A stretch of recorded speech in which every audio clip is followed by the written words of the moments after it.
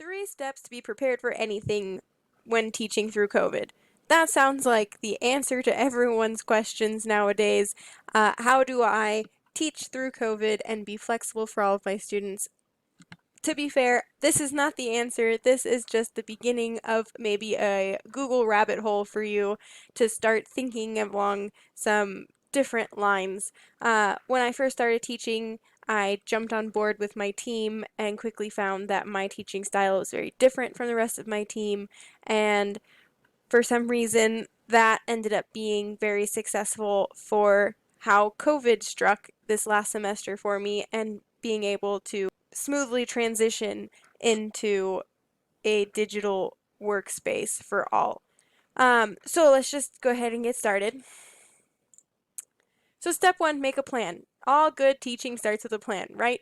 So this plan that you come up with should be formatted in a way that you are able to present it in person or from home for students. So I have 2 different ideas here, one on the left being checklists, which I will open and show you, and the one on the right being project-based learning. So I'll give you an example of each. This is what my checklist looks like. Don't be scared. It's really just an agenda, which is what you see on the top of a calendar type format with numbers. Those numbers correspond to the activities that are below on this sheet.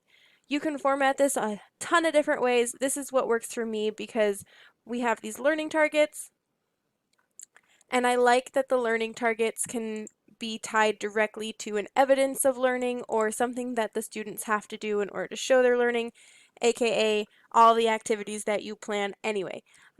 It's just put into one document. So it looks kind of complicated, and I'm going to do another video all about how I use this checklist, but what I love about it really quickly is that all of the links are in here so students can go ahead and click through. Again, it's just like a regular agenda, so why is this different than using just a day-to-day agenda? Well, because when you transition into a digital workspace for students, it's really nice that they can go through in order and kind of use it as a self-paced mechanism. Not that they can't do that with other systems, but with this, it's numeric. So they're doing number 1, they're doing number 2, then 3, and I found that my students really were able to transition into this kind of self-paced flex time where the teacher isn't telling them they're going to do 12, 13, 14 right now in class in front of them. They have to be responsible for finishing that before the due date, which in my case I made these learning checks were the grades that I took, which I do during the school year anyway, so that was also familiar to my students, but I with COVID changed it up a little bit. Again, I'll get into more detail in a later video, but for this purpose, I just wanted to show you a general overview of how this would look. And also, just a reminder, this is just an idea. You can change it, you can come up with something entirely different, but hopefully it gives you something to think about. So that's one way to make a plan. There are millions of ways, but something with links, something kids can follow in an order that in class versus out of class wouldn't really matter. They're just following a sequence of activities. Being a science teacher myself, obviously all of my work will be shown from the science perspective, but these are just templates that you can use to adapt to your classroom. Okay, so this is my example of a project-based, or in this case, a problem-based lesson. You'll see that there's a scenario. They have to figure out where this person is that's planning on releasing a biochemical weapon.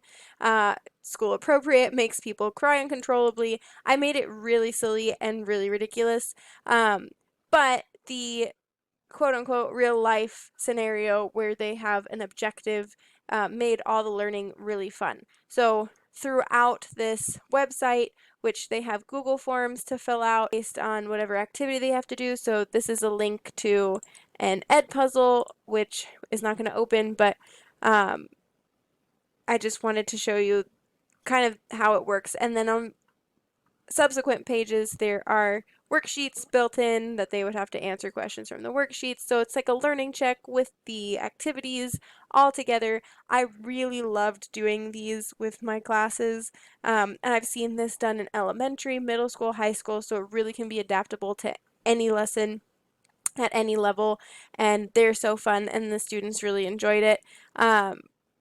Sometimes they thought it was cheesy, especially being high schoolers and freshmen at that, but because I loved it so much, I think my students were just laughing at me, but I was fine with that because they were still enjoying themselves. Okay, so those are those two options with the Spot the Spy or the problem-based approach. The greatest thing about it with COVID would be that you can do a website like this, or you can even do, this is another example of something I used that was problem-based or project-based. For this one, they're a dietitian. They have to come up with a meal plan for someone that has come to them uh, and needs to change their lifestyle for one reason or another. So throughout the Google Slides, there are things for them to do, links for them to follow. This in turn becomes their checklist. And then at the end, they have a presentation. So this is another great way to be able to do something with students in class, and then also, since it's digital, have it for them available online that they would do it from home and not lose a day if, say, school shut down, which I totally anticipate happening off and on again throughout the school year.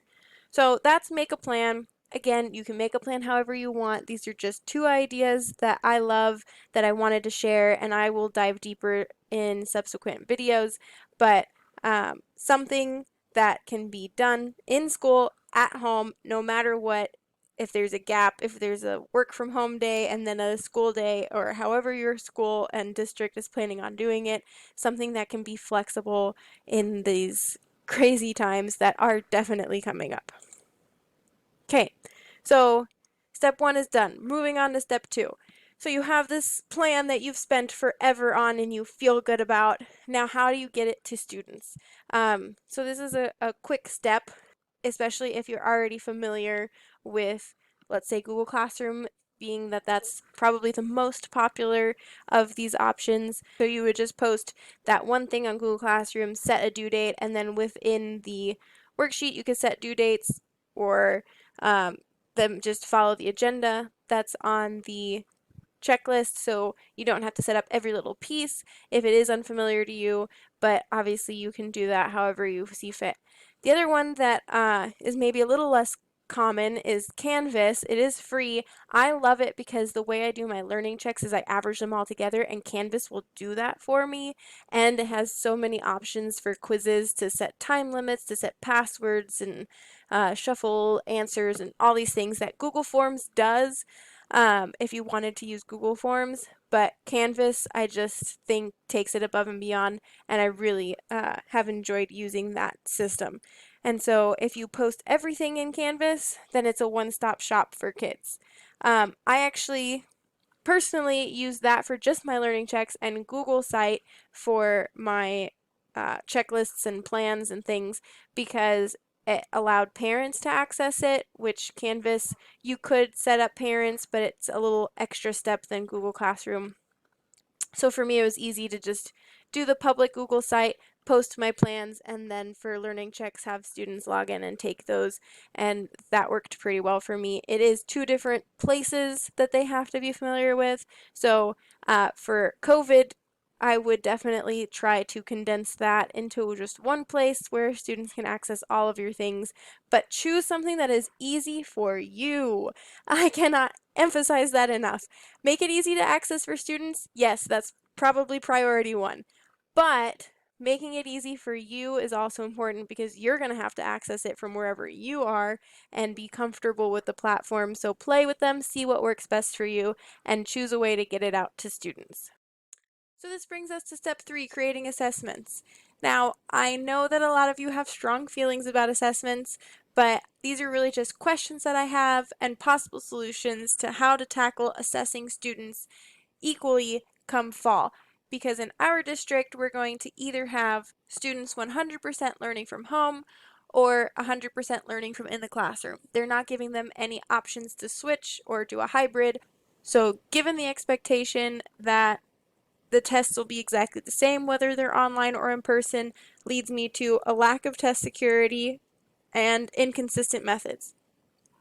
So I have to come up with assessments that can be delivered either way and will not give my students sitting in my classroom a disadvantage to the students that are going to be learning from home on their computers with access to their phones and their parents and their friends. So given these big questions, my possible solutions that, again, I'm just brainstorming right now, are group tests, because it would give both the in-person and online students the same opportunity to use their resources, their friends, their parents, but I would increase the rigor of those tests to where they're problem solving together and they can't just Google an answer. They would have to apply their knowledge to solve something. So that's one option. Another option is to just use more projects. That can be independent projects, that can be group projects, but using the presentations and the steps to the project to really show that they've learned and to guide their learning through all of these concepts.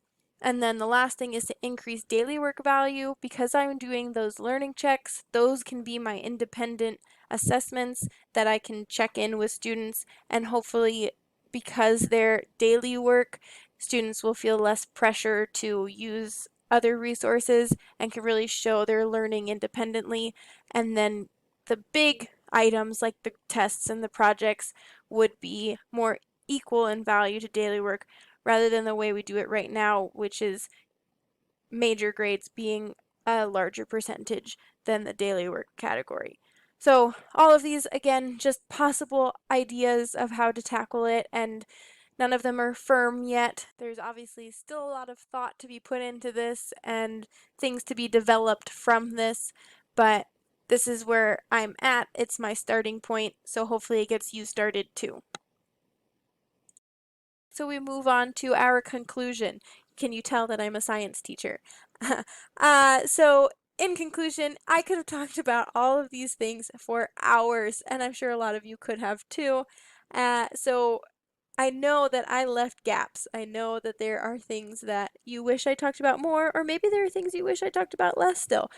Either way, I hope to fill in some gaps in subsequent videos about the checklists, about the projects that I've designed, and some of that is available on Teachers Pay Teachers. I'm working on building up that store there for all of you, so if there's something that you want to see there or that you wish I would make, let me know in the comments below. I will link my Teachers Pay Teachers link below also.